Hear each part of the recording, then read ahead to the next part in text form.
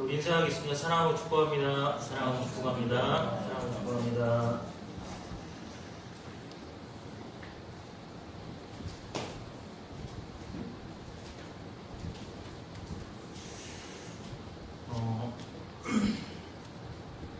여러분이 죄인으로서 하나님의 선택하신 은혜의 절대적인 필요성에 대해서 무엇인가를 이해하기 시작할 때 그때만이 여러분의 상황이 얼마나 절망되니까 그것을 알 수 있을 것입니다. 만일 여러분이 영적인 일에 있어서 어떤 능력을 가지고 있다는 신념, 붙잡고 있는 한 그 신념이 아무리 작더라도 크게 염려할 필요를 느끼지 않을 것이에요. 여러분, 많은 사람들이요, 예수님을 믿는 것에 대해서 이렇게 말을 합니다. 예수 믿으세요. 그러면 나중에 믿으려고요. 혹은 믿을 날이 오겠죠. 죽기 전에 믿겠습니다. 뭐 이런 얘기를 합니다. 그러나 성경은 분명히 말씀하고 있습니다. 인간이 죄와 허물로 죽어 있으며 하나님의 주권적인 그런 의지에 의해서 이루어진 역사, 이적이 아니고서는 나올 수 없다는 겁니다. 그리스도께로 나올 수 없다라고 성경은 말하고 있습니다. 만일 누군가가 성경이 그렇게 말할 때 완전히 정확하고 진지하다 하는 것을 인식할 때면 자신이 얼마나 절망의 언저리에 와 있는 것을 확인할 수 있게 되는 것이죠. 발견할 겁니다. 하나님이나 예수 그리스도 역사를 신뢰할 만한 능력이나 어떤 그런 본성적인 부분들이 없다면 여러분은 어떻게 구원을 받을 수 있겠습니까? 그렇죠? 구원받을 수가 없어요. 소망도 가질 수가 없습니다. 다시 말해서 여러분이 간절히 소원하는 어떤 소원함이 있다 할지라도 하나님의 은혜와 간섭이 없다면 결국 이루어질 수 없다 하는 것입니다. 구원은 기독교의 기초이죠. 문제는 구원의 근거를 성경에서 어떻게 설명하고 있는지에 대한 인식, 그 인식이, 그 이해가 바르지 않은 데서 오는 어려움, 이런 부분들이 있습니다. 여러분이 그리스도인이 되긴 했는데 그리스도인다운 삶을 사는 것에서 구원의 근거에 대한 명확한 이해와 인식이 있지 않다면 그 신앙의 출발과 개인의 종말에 있어서 신앙생활을 잘 해나가기가 쉽지 않다는 것이죠. 그러니까 여러분이 구원의 근거에 대한 명확한 이해와 인식, 성경을 통해서 여러분이 그것을 가지고 있다면 신앙의 출발이나 개인의 종말에 있어서도 끝까지 잘 해나갈 수 있을 것입니다.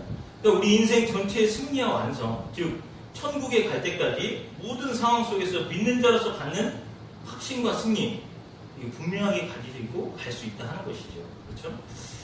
그래서 오늘 본문 6장의 전반부에 기록된 오병이의 사건 후반부로서 오늘 말씀입니다. 성경이 우리에게 무엇을 가르치기 원하는가, 이것을 조명하기 위해서 기록되어 있는 말씀이에요. 본문은 예수님께서 자기를 믿을 것을 요구하신 말씀으로 이 말씀의 초점은 성경이 의도하는 것이 무엇이며 과연 어떻게 그리스도인다운 그리스도인이 되는가 하는 데 있습니다. 그러니까 기독교에 있어서 이 문제는 누구나 잘 아는 것 같아요. 누구나 잘 알고 있는 것 같지만 이 문제만큼 어려운 것이 없다 하는 것입니다. 왜냐? 이것은 기독교의 기초이자 근거이며 다른 종교와 기독교가 크게 다르다 하는 것을 말하고 있는 것이기 때문입니다. 그러니까 쉽게 말해서 예수만 믿으면 신자가 되는가? 어떻습니까, 여러분? 예수만 믿으면 신자가 되는가? 일반적으로 우리는 그렇게 생각하고 있다는 것이죠. 근데 그렇게 생각하는 것에 있어서 이게 명확하게 인식하고 있지 못하면, 명확한 이해가 있지 않다면 거기에서 실패가 있고 넘어짐이 있을 수 있습니다. 여러분은 예수님께서 오병이의 기적을 끝내놓으시고 사람들에게 오병이의 사건을 근거로 해서 자신을 믿기를 촉구하고 계신다고 생각하십니까? 32절 말씀부터 한번 보겠습니다. 6장 32절부터 35절까지 말씀. 예수께서 이르시되 내가 진실로 진실로 너희에게 이르노니 모세가 너희에게 하늘로부터 떡을 준 것이 아니라 내 아버지께서 너희에게 하늘로부터 참 떡을 주시나니 하나님의 떡은 하늘에서 내려 세상에 생명을 주는 것이니라. 그들이 이르되 주여 이 떡을 항상 우리에게 주소서. 예수께서 이르시되 나는 생명의 떡이니 내게 오는 자는 결코 줄이지 아니할 터이요 나를 믿는 자는 영원히 목마르지 아니하리라. 무슨 얘기인 것 같습니까, 여러분? 너희는 헛된 것을 구하지 말고 나한테 와라, 이런 얘기 하시는 것 같아요. 그런 말씀 하는 게 아닙니다. 성경은 예수를 믿는다라는 말을 의도적으로 가려서 쓰고 그 초점이 흐려지지 않게 하기 위해서 굉장히 조심해서 쓴 내용이 있습니다. 이런 부분, 예수를 믿는다는 것에 있어서. 그러나 우리는 이 말씀을 너무 쉽게 생각하고 또 사용합니다. 요한복음 20장도 한번 찾아보죠. 요한복음 20장 30절과 31절 말씀.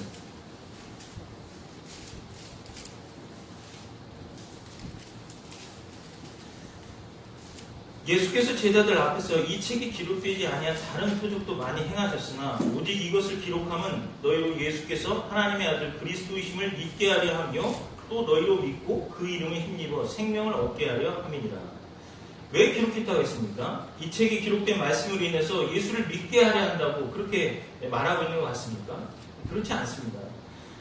앞에서 다시 6장 35절 말씀에서 보면 예수께서 이르시되 나는 생명의 떡이니 내게 오는 자는 결코 줄이지 아니할 터이요 나를 믿는 자는 영원히 목마르지 아니하리라 한 말씀 그대로, 이 말씀 그대로 받아들인다면 예수님께서 이 땅에 오셔서 하셨던 사역들, 예를 들어 나사로를 살리셨다든가 눈먼 자의 눈을 뜨게 하셨다든가 혹은 38년 된 병자를 고치셨다는 것은 다음과 같은 말이 됩니다. 이분이 나의 눈을 뜨게 해주셨구나, 이분이 나를 걷게 해주셨구나, 네, 이렇게 되는 거예요. 그게 무슨 얘기냐? 그러므로 나의 죽은 영혼을 살리신 분이 이분이니까 내가 그분을 믿어야겠구나. 마치 자신이 하나님의 뜻을 알고 자기가 예수님이 누구이신지를 알고 선택하는 그런 결과가 되어버리는 것이에요. 그러나 여기에서 우리가 기억해야 할 것은 예수님께서 이 방법하고 저 방법 써보다가 안 되니까 십자가를 지신 분이 아니라는 겁니다. 처음부터 우리를 위해서 죽으러 오신 분이에요. 38절 말씀에서처럼 예수님은 자기 일을 하러 오신 분이 아니고 하나님의 뜻을 행하러 오신 분이에요. 하나님의 뜻이 뭔데요? 인간의 죄를 해결해 주시기 위해서 예수 그리스도를 이 땅에 보내셔서 십자가에 달려 죽게 하시는 것, 그것이 하나님의 뜻입니다. 그러니까 예수님은 처음부터 죽으러 오신 분이에요. 그러니까 요한복음 20장 30절 31절도 마찬가지지만 예수님께서는 이 책에 기록되지 않은 많은 기적도 행하셨습니다. 많이 행하셨지만 간추린 이유는 우리로 하여금 예수 그리스도를 믿고 영생을 얻게 하려고 하신 뜻이 있어서라고 합니다. 그러나 이 말은 액면 그대로 말씀보다 더 깊은 뜻이 있다는 것이죠. 예수님께서 지금 행하신 모든 일들이 그것 자체로도 우리에게 효력이 있긴 해요. 당연히 있습니다. 그러나 그것 자체에서 우리에게 선택을 요구하는 것이냐? 그건 그렇지 않다는 것이죠. 그러면 무엇을 위해서 행하신 것입니까? 그것은 예수 그리스도께서 하신 일이 무엇인가를 설명하기 위해서 행하신 것입니다. 그 설명은 구원을 얻은 다음에 그 이후로 필요로 해서 이 일이 기록됐다는 것이죠.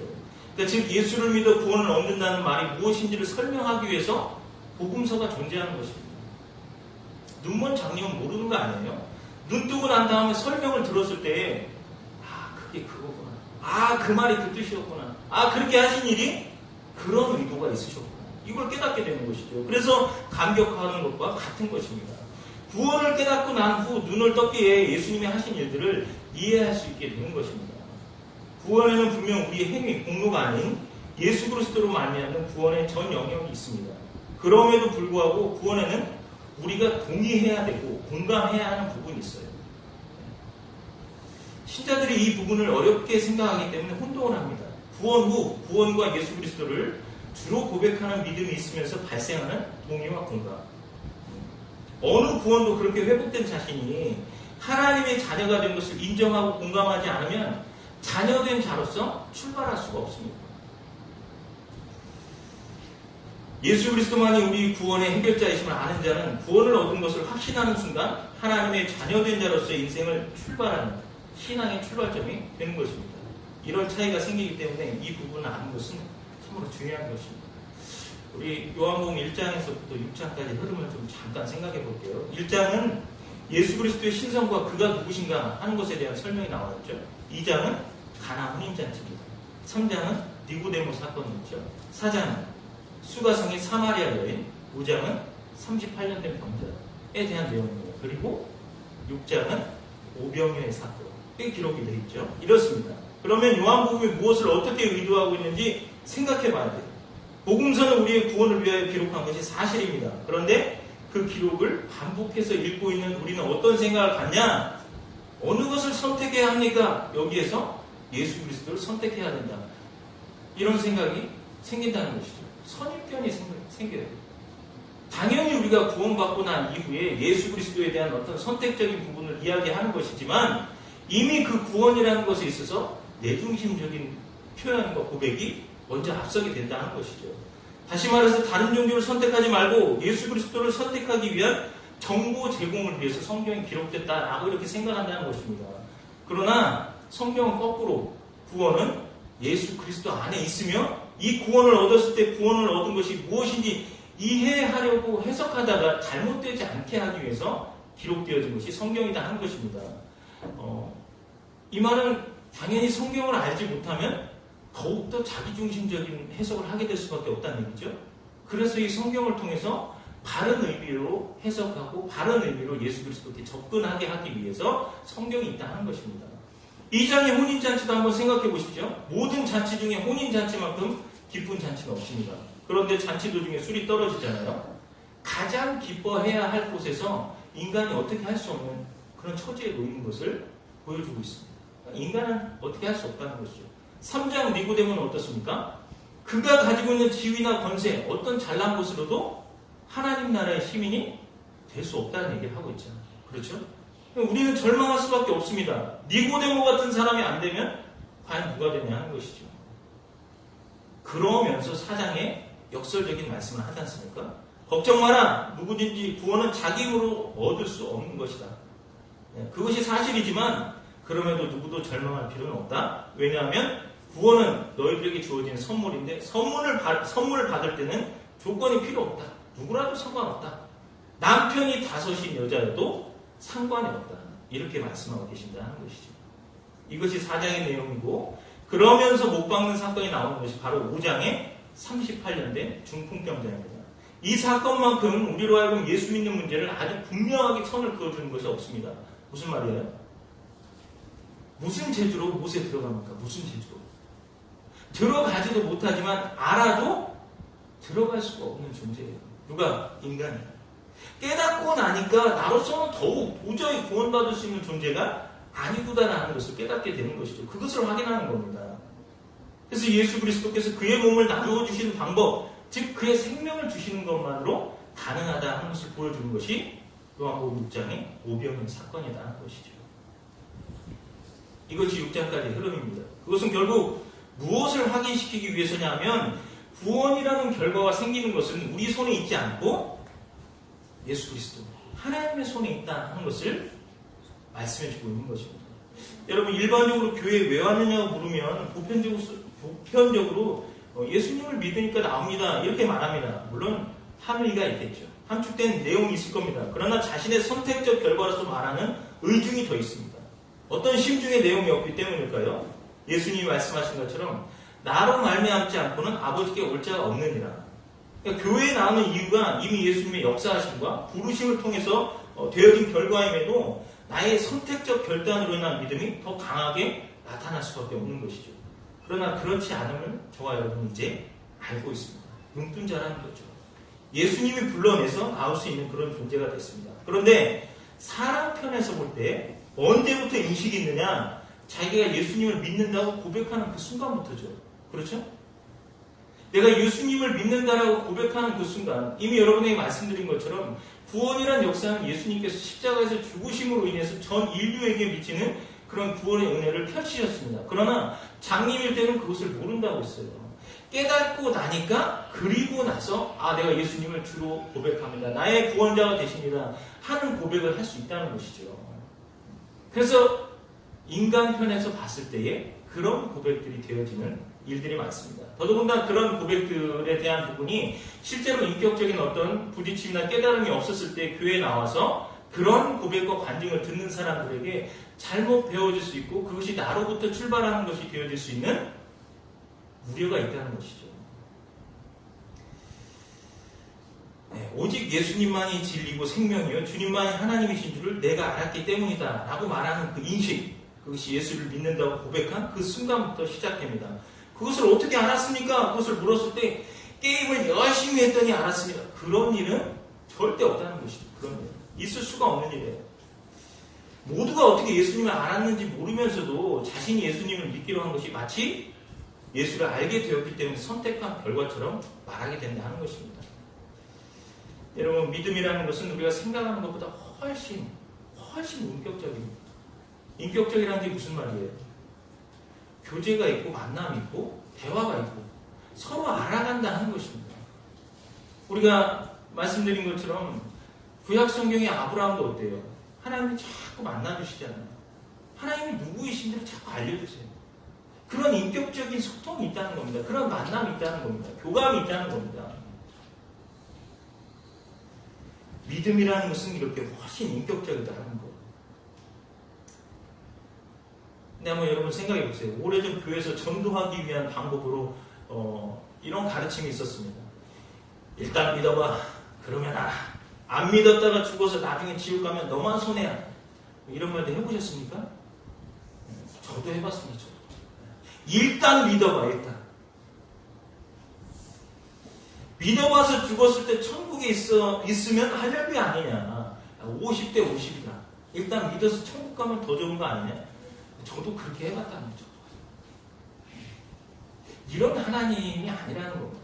하나님은 구원의 역사도 이미 이루셨지만 구원받고 난 이후에 자각이 생김으로 인해서 그 하나님이 자꾸 만나주신 것을 이제는 알게 되어지는 것이죠.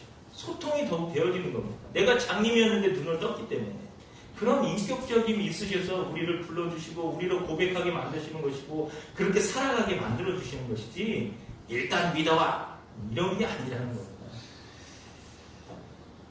성경이 우리에게 보여주는 것은 예수님께서 많은 가르침으로 말씀해주고 계시지만 결국에 구원은 예수님의 죽으심 외에는 다른 방법이 없다라고 말씀하고 계십니다. 그러면 이런저런 말씀을 왜 하셨을까요?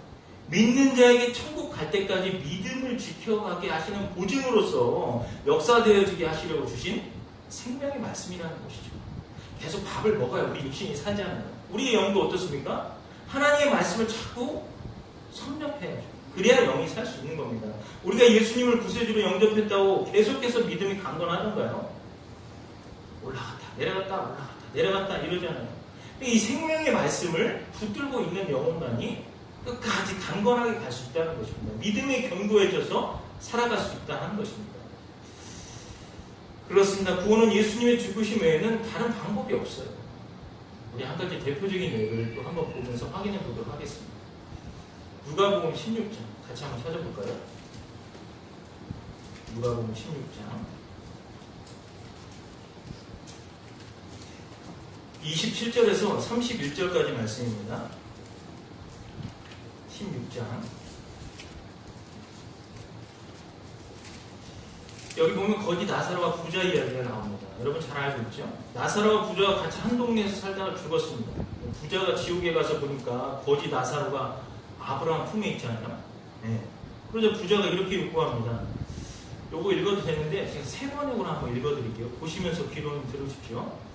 부자가 말하였다. 주상님 소원입니다. 그를 내 아버지의 집으로 보내주십시오. 나는 형제가 5이나 있습니다. 제발 나사로가 가서 그들에게 경고하여 그들만은 고통받는 이곳에 오지 않게 하여 주십시오. 그러나 아브라함이 말하였다. 그들에게는 모세와 예언자들이 있으니 그들의 말을 들어야 한다.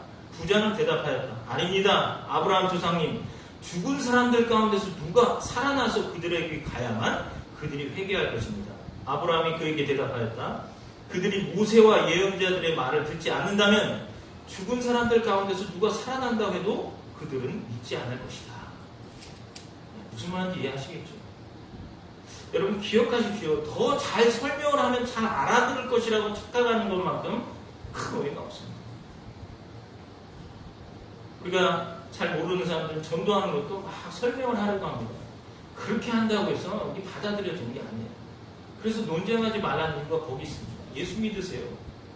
그리고 어떤 대화를 할 만한 시간들이 주어진다면 그때 잠깐 나누는 건 되지만 논쟁하려고 해서 예수님이 그 안에 작동하는 것이 아니에요. 어떤 믿음의 역사나 변화가 있는 것이 아닙니다.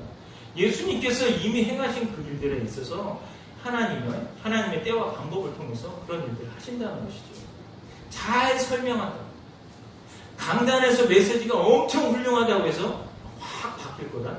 여러분의 신앙이 이제부터 시작해가지고 죽을 때까지 쭉 강건할 것이다. 있을 수 없는 겁니다. 오직 예수님의 그 붙드심이 우리를 견고하게 강하게 만들어 가신다는 것이죠. 단지 우리는 생명의 말씀이 되는 예수 그리스도의 말씀을 듣는 것이 중요합니다.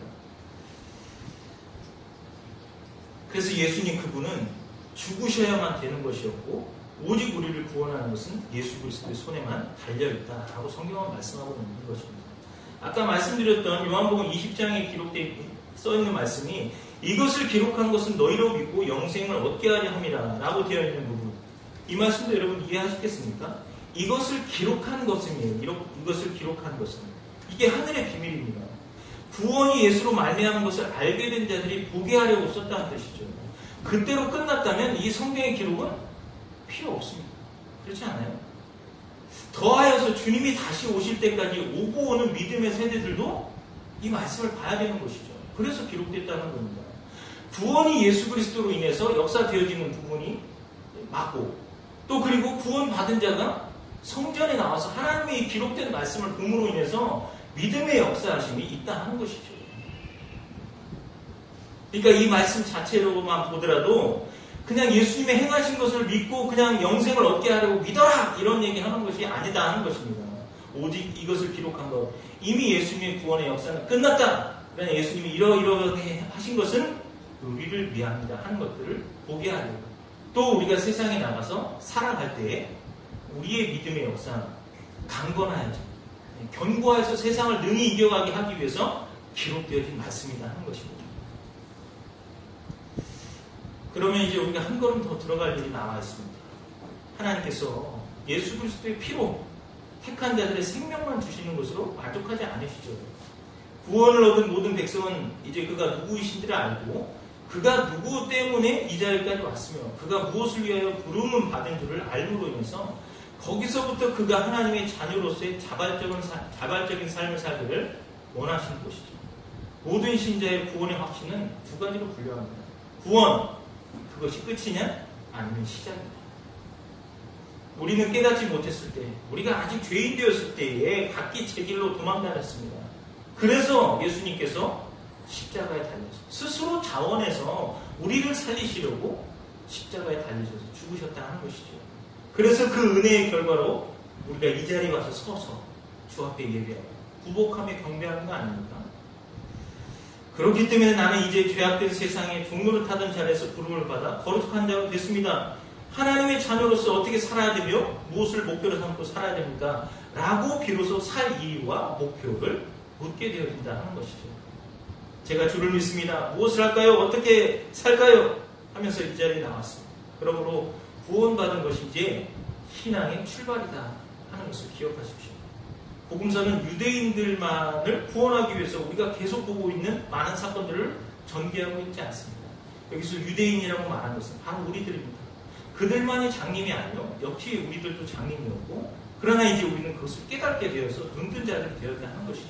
전 인류가 그런 모습 속에서 있었지만 예수 그리스도로 인해서 눈뜨게 된 것입니다. 그리고 그 부르심에 있어서 주의 전에 나와 예배드린 자들은 한 걸음 더 나가야 한다 하는 것을 말씀드립니다. 저와 여러분은 그 어떠한 기이한 힘이 세상으로 이끌리는 마음을 제어하고 이 자리에 있게 하셔서 눈뜬 자로서 살아가게 만들어 주셨다 하는 것을 기억하십시오. 우리를 저 죽음의 자리로부터 여기까지 이끌고 오신 예수님의 사랑과 역사, 그리고 간섭, 그리고 예수님의 열심이 우리를 기억고 면류관을 쓰는 자리까지 인도하실 겁니다. 오직 예수님 스스로가 죄 가운데 있는 자들을 구원하시기 위해서 자기 스스로 결정하셔서 십자가를 지셨습니다. 그 내용이 복음서이고 서신서들의 증언입니다. 오늘날 갑자기 교회에 나와 앉아있는 내 모습을 보게 되었을 때 우리는 그것이 전적인 예수님의 은혜라는 것을 깨달으신 분들도 있으시고 깨달으실 분들이 있을 겁니다. 예수님의 이끄심으로 거듭나서 예배 자리에 나오신 여러분, 우리 모두 새로운 삶으로 주님이 원하시고 기뻐하시는 삶을 살기 위한 고민과 주님의 마음을 헤아리는 심정이 있어야 됩니다. 말씀을 정리하면서 여러분, 오늘도 우리가 놓치지 않아야 될 내용이 있습니다. 우리의 넘어짐, 자신 없음, 실패, 두려워함, 이 모든 것을 우리가 생명 되신 주님을 선택했다는 선택적 결단으로 주어진 것처럼 생각할 때 올 수밖에 없는 그러한 내용들입니다. 왜냐하면 삶의 주권을 자신에게서 찾기 때문에 잘 되면 기뻐하지만 잘못되면 답이 없거든요. 그러나 그리스도인은 영원한 생명의 주인이신 예수님께서 나를 부르셔서 하나님을 아버지라 부르게 하셨으며 또 주님이 내 삶을 계획하시고 승리케 하시고 완성케 하시는 분이시기에 실수나 실패가 없으신 분입니다. 오히려 우리의 실패와 넘어짐, 좌절, 두려움에서부터 합력해서 선을 이루어주시는 선하신 목자가 되시기에 우리는 넘어지나 다시 일어설 수 있고 두려우나 회복되어질 수 있으며 실패하나 다시 성공할 수 있는 확신을 가지고 세상을 담대히 걸어갈 수 있는 것입니다. 또 한 주간 세상이 우리 앞에 태산처럼 버티고 있습니다. 그러나 여전히 우리 안에 거하시면서 우리 삶을 인도하시는 예수님께서 동행하시면서 이렇게 말씀하십니다. 너의 삶의 주인은 나다. 마음의 경영은 너에게 있어도 말의 응답은 나에게로부터 나오느니라. 너의 삶을 계획하지 말고 나에게 맡겨라. 그리하면 내가 경영하는 것이 이루어지리라. 내가 잘 되리라. 내가 형통하리라. 잠언서 16장의 말씀입니다. 믿으시고 믿음의 한 걸음 한 걸음을 내딛으면서 또 한 주간을 살아가시기를 예수님의 이름으로 부탁드립니다. 구원자 되신